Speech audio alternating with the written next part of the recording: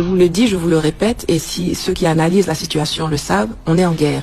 Les gens vont revenir nous conquérir violemment. Et quand ils reviendront, ce ne sera pas pour 20 ans, hein. Ce ne sera pas pour 40 ans. Ils vont venir pour rester. La guerre en Ukraine, en réalité, est terminée. C'est-à-dire qu'aujourd'hui, ce qui se négocie, c'est pas un accord de paix, c'est une capitulation. Et donc, quand ils disent qu'ils se réarment pour suppléer les États-Unis en Ukraine, c'est faux. Ils se réarment pour, au moment où ils seront de nouveau plus forts, revenir vers l'Afrique, parce que c'est là où ils peuvent piocher. Et puis aller payer leur dû à leur maître, au ancien maître, et puis aussi réinjecter pour reconstruire une économie qui a été, d'ailleurs, je pense, la première victime de la guerre en Ukraine. Les Occidentaux ont très vite compris que diviser était la meilleure façon de régner et de durer. Chaque fois qu'ils ont eu à faire face à des volontés d'émancipation, des volontés de maturation de peuples qu'ils avaient auparavant soumis, ils ont divisé pour régner. Et nous sommes actuellement en pleine phase de cela. Ils ont été battus dans le domaine de la présence militaire sur place ici, mais ça ne veut pas dire que notre adversaire est statique. Ça ne veut pas dire qu'il encaisse les coups et qu'il reste immobile. Il s'adapte. C'est ça. Il se reforme. C'est une hydre. On coupe une tête, il y en a une autre. Bien sûr. Et je pense qu'il est très important de faire comprendre aux gens qu'on n'est pas arrivé au près du but. On est au début d'une longue guerre. Et souvent, les gens sont impatients. Ils se disent, bon, ben ça va, les Français sont partis, les Américains sont partis, maintenant on veut du travail, on veut... Mais j'explique, ce que j'explique dans ces conférences, c'est que l'État, la réforme fondamentale qui est en train de faire, la refondation qui est en train d'être faite, c'est pas quelque chose de superficiel. C'est Angela Davis disait que le radicalisme, c'est d'aller arracher les racines du mal et les enlever. Et c'est ce qui est en train d'être fait ici. C'est pas des opérations de cosmétique. C'est en un an que le Niger a fait ce que d'autres États n'ont pas fait en 60 ans. Ça, c'est sûr. En un an. En fait, quand on regarde l'histoire, c'est une suite de preuves de cette doctrine occidentale. L'Occident ne perçoit sa vision du monde qu'à travers des logiques belligérantes, de domination, de conquête, de force, le rapport de force. Depuis toujours, ils ont divisé pour régner. Vous prenez, en ce qui nous concerne, la conférence de Berlin. Ils se rendent à Berlin en 1884, 1885, ils prennent leur bic, leurs règles, et puis ils commencent à se partager l'Afrique. Il y a 14 puissances de l'époque qui sont là, et ils se partagent l'Afrique. Ils ne regardent pas les espaces communautaires qui existent. Ils ne tiennent pas compte de ça. Ils partagent, ils divisent des familles, ils divisent des clans, ils divisent des communautés, ce qui a encore des conséquences jusqu'à aujourd'hui, même dans certaines parties de l'Afrique. Tout à fait. Ça remonte à là. Ils ont divisé pour régner. Ensuite, vous le regardez pendant la colonisation, la France, par exemple, avait un espace où elle était puissance colonisatrice. Mais elle n'a pas, mais elle a quand même divisé cet espace en Afrique équatoriale et en Afrique occidentale française. Et elle a créé une monnaie d'asservissement. Et elle l'a, elle aussi, divisée pour empêcher que quelqu'un qui vient de l'Afrique centrale puisse librement commercer, échanger avec son frère de l'Afrique de l'Ouest, etc. Donc, ils sont toujours dans cette logique de division. Ensuite, il y a tous les conflits qui ont été instillés, encouragés, etc. Que ce soit au Tchad, que ce soit au Rwanda. Oui, alors là, c'est dans les grandes largeurs. Que ce soit en Côte d'Ivoire, au Niger. La guerre de Biafra, pardon. Absolument. C'est-à-dire que vous regardez, partout, ils ont encouragé soit les divisions nord-sud, soit est-ouest. Il y a toujours eu des fragmentations. Et en Côte d'Ivoire, ce qu'on a vu. Voilà l'exemple plus récent. Donc l'histoire là aussi nous prouve que c'est divisé pour régner. Et depuis d'ailleurs la guerre de Yougoslavie de 1991-2001, ils ont introduit une notion pernicieuse dont nous supportons les effets ici aujourd'hui. Ils ont introduit la notion de protection des minorités ethniques. Protection des minorités, c'est ça. Voilà. Alors eux, subitement, ils se préoccupent des minorités ethniques, ce qui est très intéressant. Sauf que après la Yougoslavie, ils en font une utilisation géopolitique, avec cette notion qu'ils introduisent dans le droit international, ils se donnent le droit d'intervenir militairement à leur guise, là où ils veulent, pour protéger les minorités ethniques.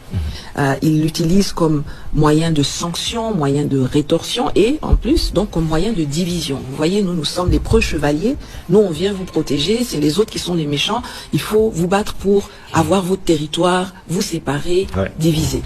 Et c'est la même chose qu'ils font ici en Afrique, donc le Biafra ou alors les thématiques des Peuls, des Touaregs, tout ça, ça sert à fragmenter, à diviser et à affaiblir. Aujourd'hui, on peut malheureusement, aussi bien pour les élections que pour des attaques armées contre le pays, recruter des gens pour des sommes dérisoires.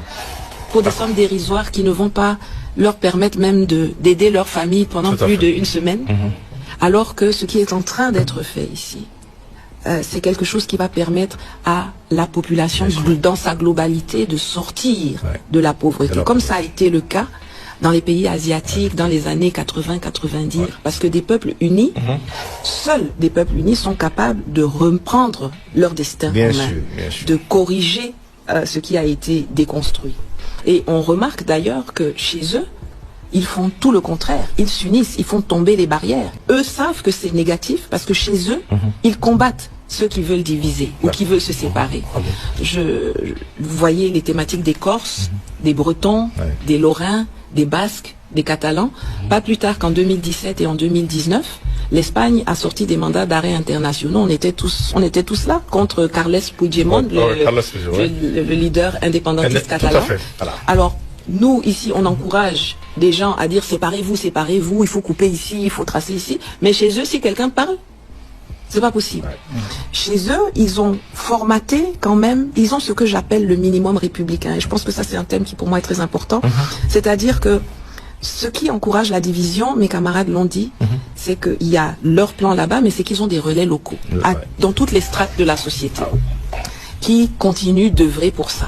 Mais chez eux, je vous assure, M. Abdoulaye, vous prenez un milliardaire qui va avec des millions de dollars voir des leaders politiques de l'extrême gauche à l'extrême droite du spectre politique chez eux, vous allez leur déposer de l'argent en disant il faut faire un coup d'État, il faut armer des jeunes pour obtenir la sécession.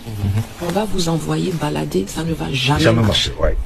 Et il faut, c'est ce que j'appelle le minimum républicain. Ils sont pas d'accord, ils ont des désaccords, ils sont même idéologiques. Ça, on voit les débats, mais ils ne vont jamais accepter qu'un étranger vienne les instrumentaliser pour casser le pays, pour attaquer le pays, pour endeuiller le pays. Jamais. Et il faut que nous, ici, nous fassions ce changement de mentalité qui va se projeter sur plusieurs années. On ne change pas les mentalités, comme on change le chemise. On peut discuter, on peut être en désaccord, mais on ne peut pas laisser des étrangers venir nous instrumentaliser pour nous déchirer, alors que eux-mêmes sont hermétiques à cela. Contrairement à ce que beaucoup de gens pensent ou croient, nous sommes en position de force. Nous avons les ressources.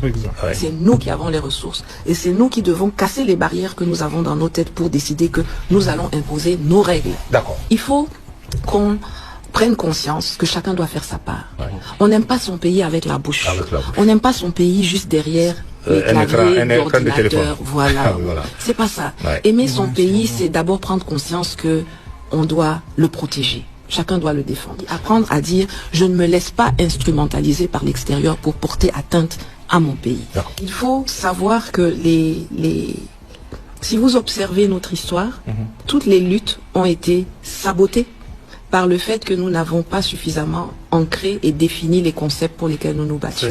Nous sommes battus pour les indépendances dans les années 60. Et finalement, contraints et forcés, ils nous ont octroyé l'indépendance, comme si l'indépendance s'octroie. Et donc, qu'est-ce qu'ils ont fait? À côté des vrais indépendantistes qui se sont battus, ils ont créé de nouveaux indépendantistes dilués, javelisés, qu'ils ont mis, et puis c'est à eux qu'ils ont donné, en fait, le pouvoir.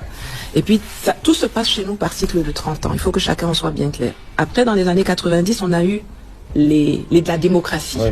Les peuples, au bout de 30 ans, ont constaté que non, les indépendances, là, ça nous a rien apporté de nouveau. Il y a eu de nouveau ce soulèvement aspirationnel Vite, on s'est dépêché, on a dit on va faire la démocratie. Alors il y a ceux qui voulaient la vraie démocratie, ce qui est le pouvoir du peuple par le peuple et pour le peuple, ce que vous avez fait ici dans les assises. Parce que c'est des décisions que vous avez discutées, vous êtes entendus, et puis elles ont été mises en œuvre. Voilà, c'est un dialogue, des décisions souveraines. On dit le peuple souverain. Donc vous avez fait, les gens avaient espéraient la démocratie, donc le gouvernement du peuple par le peuple et pour le peuple. Qu'est-ce qu'ils nous ont donné à la place? Le multipartisme. Et comme Abdel l'a dit en entame, bon, ils avaient leurs gens au pouvoir et leurs gens dans l'opposition. Et puis rien ne bouge. Même quand il y a une alternance, c'est le système qui continue. Et 30 ans plus tard, 2020, qu'est-ce qu'on a maintenant? Nous, on se rend compte que ni leur multipartisme, ni leur pseudo-démocratie, ni les indépendances bon marché qu'ils nous ont données ne fonctionnent. Alors aujourd'hui, on dit le souverainisme. Mais si on fait l'erreur de ne pas ancrer, de ne pas lui donner un contenu, de ne pas le définir, de ne pas le propager à tous les niveaux, de faire que chacun sache mon pays d'abord. Mon pays d'abord. Après le reste, ce qu'on va faire là, dans 30 ans, il y aura de nouveau des gens, nous on sera peut-être à la retraite quelque part, et il y aura des gens qui seront sur un nouveau plateau, et qui vont une énième fois reprendre ce flambeau, et on va pas avancer. Quand on regarde la situation, on se dit, ceux d'en face, ils ont plus d'argent que nous. Ils ont des armes plus perfectionnées que nous. Ça peut être vrai, hein. Même si on avait le temps, je débattrais, parce que nous avons les ressources. Eux, ils ont l'argent. L'argent, c'est du papier. Tu imprimes. Mais nous, on a les ressources et costauds. Et donc, si on prend conscience qu'on est en position de force, on peut l'utiliser comme levier. On va dire, ils ont les armes, d'accord. Peut-être qu'on a un retard à rattraper là, mais même là, dans cet espace sahélien, on a des cultures de forgerons, de faire ceci. Mais, ce qu'ils n'ont pas plus que nous là, c'est la résilience. Et c'est l'intelligence. Ce qui se passe là maintenant, c'est une guerre d'intelligence.